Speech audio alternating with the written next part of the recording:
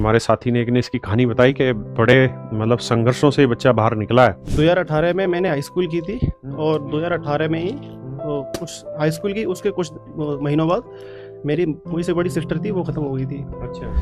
और उसके 2 महीने बाद मेरे पापा का एक्सीडेंट हो गया था, तो पापा ख़त्म हो गए थे। तो फिर मैंने 2021 का जो SSC GD की वैकेंसी आई थी, उसके लिए मैंने पढ़ना शुरू किया। जब पेपर दिया तो 100 नंबर का पेपर था 2021 में, उसमें मेरे 48 नंबर थे बस।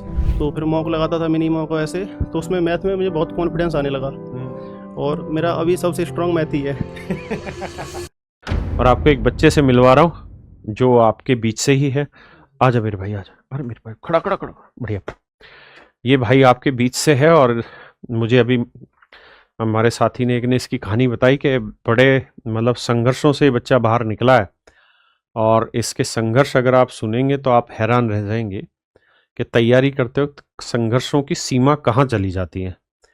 लेकिन फिर भी कुछ ऐसे योद्धा होते हैं जो लड़ते हैं और बाहर निकलते हैं और एक दो नहीं, बहुत सारे टेस्ट धीरे धीरे करके क्लियर करते हैं।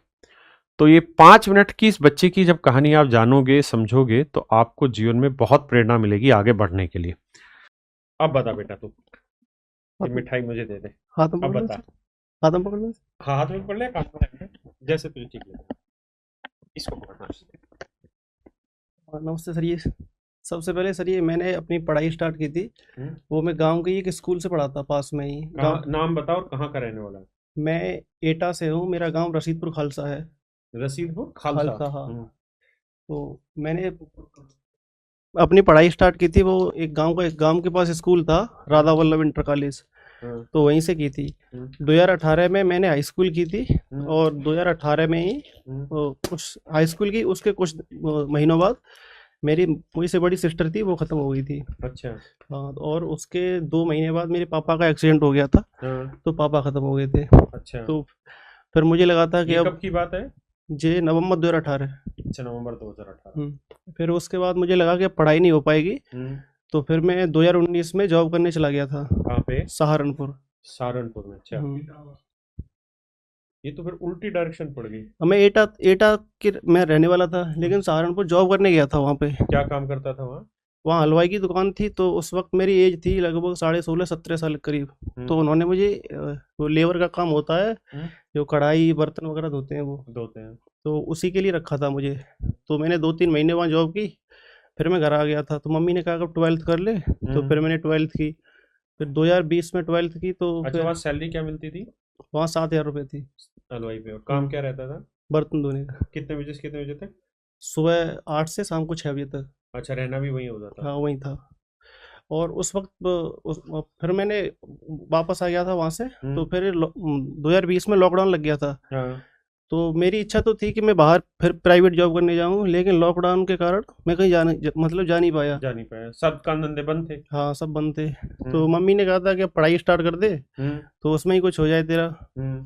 तो फिर मैंने 2021 का जो SSC GD की वैकेंसी आई थी, उसके लिए मैंने पढ़ना शुरू किया। तो मेरा दोस्त था, उसने कहा था कि राकेश सर हैं दिल्ली में, तो आपसे पढ़ा था ऑफलाइन मुखर्जी नगर में। तो मैंने कैरियबिल से एक टारगेट बैच लिया था पेपर से 2 महीने पहले। अच्छा।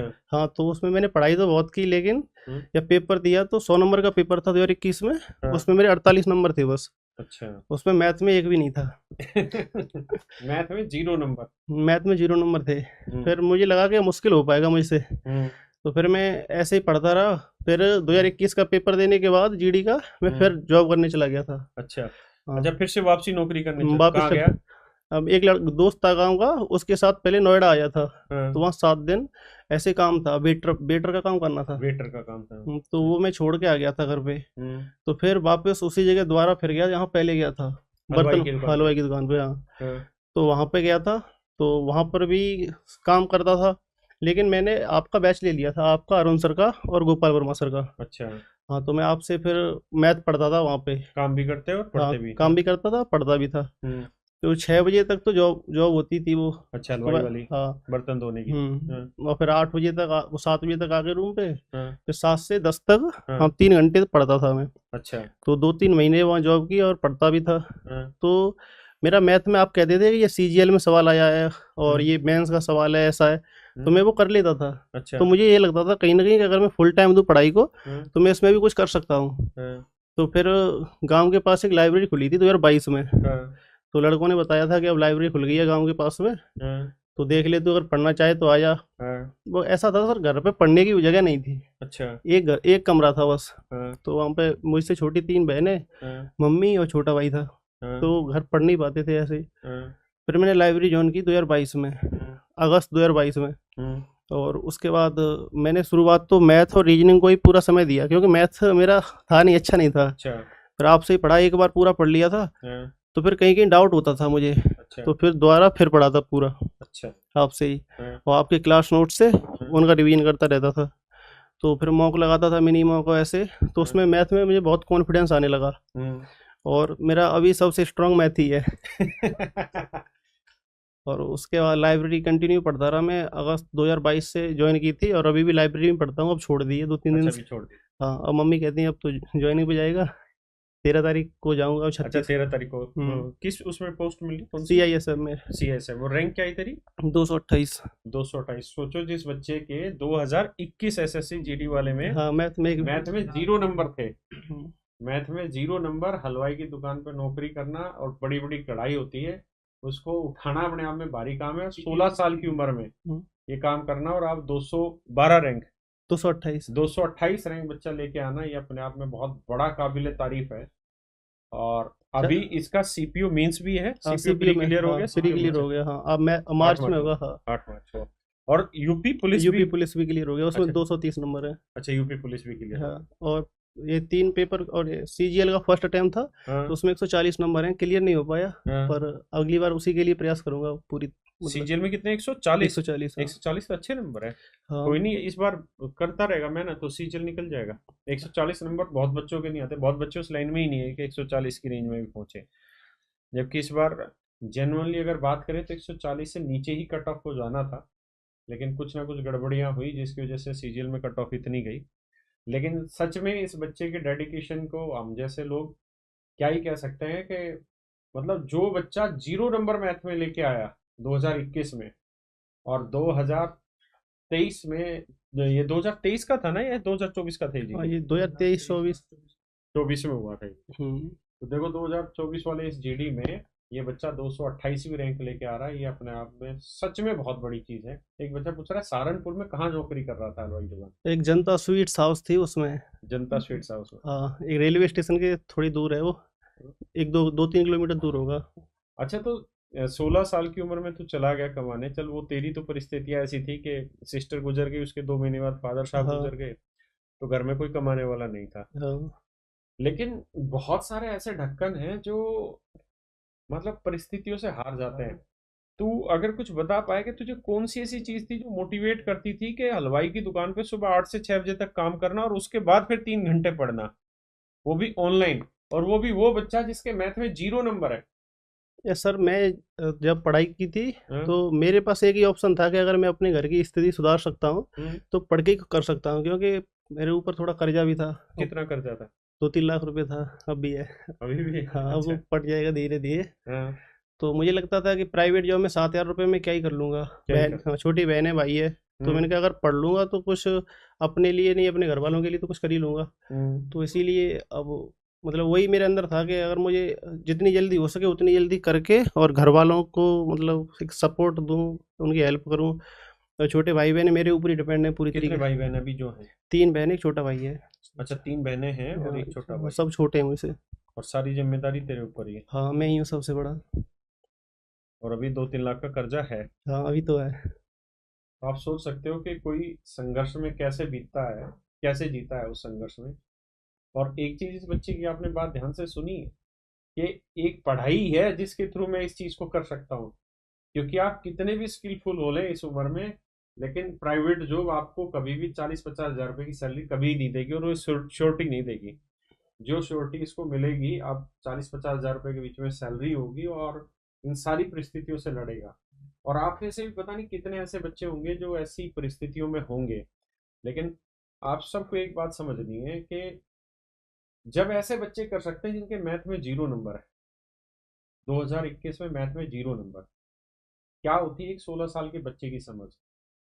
है ना? सोच के देखिए 16 साल का बच्चा कितना मेच्योर होगा कि उसके फादर गुजरे हैं, उसके पिता गुजरे हैं अभी, और वो कमाने निकल गया, लेकिन कमाते कमाते भी भगवान ने उसको इतनी बुद्धि दी कि भाई इस प्राइवेट काम से तेरा गुजारा नहीं होगा। 3 बहनें छोटी हैं अभी, एक छोटा भाई है, घर कैसे चलेगा, 2-3 लाख का कर्जा भी है, तो भैया उसको उतारना है तो मन करके काम तो करना ही पड़ेगा, और वो काम तुझे पढ़ाई में करना पड़ेगा। इस बच्चे ने सच में तहलका मचा दिया, और आज इसकी सफलता इसके लिए कितनी बड़ी है, उसकी कीमत शायद हम तो आंक भी नहीं सकते, जितनी मेहनत इस बच्चे ने की है। और हम हमेशा ऐसे चाहेंगे कि ऐसी मोटिवेशनल स्टोरी निकलती रहें, बच्चे आते रहें, ऐसे ऐसे बच्चे जो इतनी डिफिकल्ट जर्नी से गुजरते हैं वो आए, और हजारों लाखों बच्चों को ये बताएं कि कितना भी बुरा वक्त हो, सब चीज उल्टी पड़ रही हो, पिताजी गुजर गए, बहन गुजर गई, घर की परिस्थितियां खराब है, 2-3 लाख का कर्जा हो चुका है, 3 छोटी बहनें हैं, एक छोटा भाई है, 16 साल के बच्चे के ऊपर क्या बीती होगी आप शायद ये समझ भी नहीं सकते, है ना। लेकिन फिर भी इस बच्चे ने जंग लड़ी, और आज ये जंग में इतना आगे पहुंचा है। भगवान करे इसको जो इसके सपने हैं वो पूरे करे, और सीपीओ में भी इसका सिलेक्शन हो, आगे भी इसका बहुत बढ़िया पोस्टों में सिलेक्शन हो, और ये अपने जीवन में खूब उन्नति करें। मैं एक चीज पढ़ रहा था थोड़े दिन पहले कि मतलब बहुत किस्मत वाले लोग होते हैं जिनको हर तरीके से बजाया जाता है।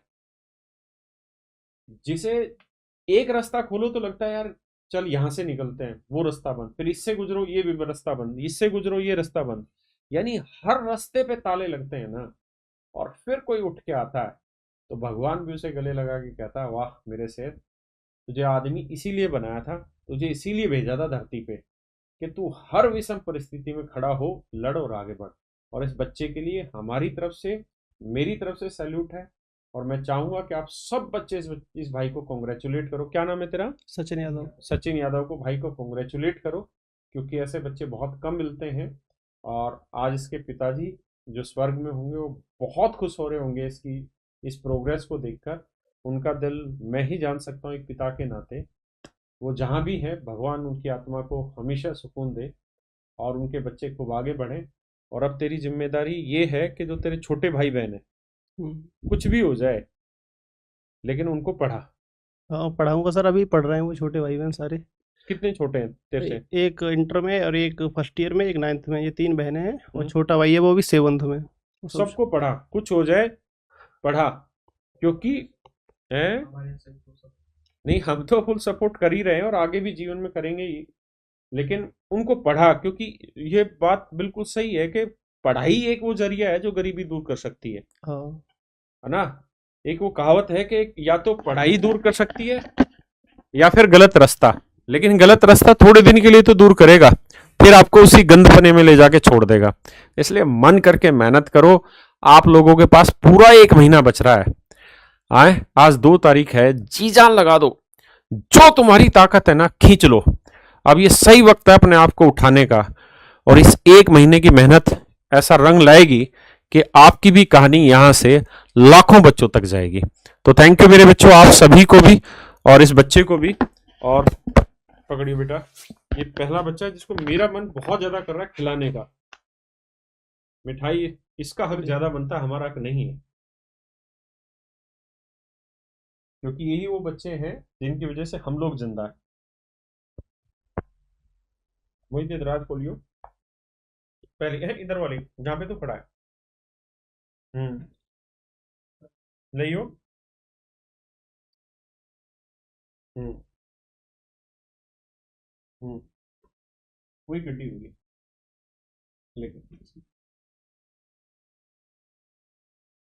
और मेरी तरफ से इस बच्चे की जो ये स्ट्रगल की कहानी है, मैं इसको सिर्फ इसलिए अप्रिशिएट कर रहा हूं ताकि जो भाई ऐसे बाउंडर में फंसे हुए हैं वो उठें। मोहित इसको पकड़ना बेटो, और वो मेहनत करें, आगे बढ़े। मेरी तरफ से इस बच्चे को 10,000 रुपये इनाम है, सिर्फ इसलिए क्योंकि इसने जिस स्ट्रगल से ये अपने आप को बाहर लाया है ना, वो स्ट्रगल बहुत लोगों की औकात नहीं है। आपने भी देखा होगा सोशल मीडिया पे बहुत लोग अपना जीवन छोड़ देते हैं, त्याग कर देते हैं, लेकिन एक 16 साल का बच्चा खड़ा होता है और आग लगाता है दुनिया के, मेहनत करता है। 2021 में मैथ में 0 नंबर थे और अब 228वीं रैंक लेके आए। और अभी मैथ में कितने नंबर आए? तो एक गलत हो गया था सर गलती से।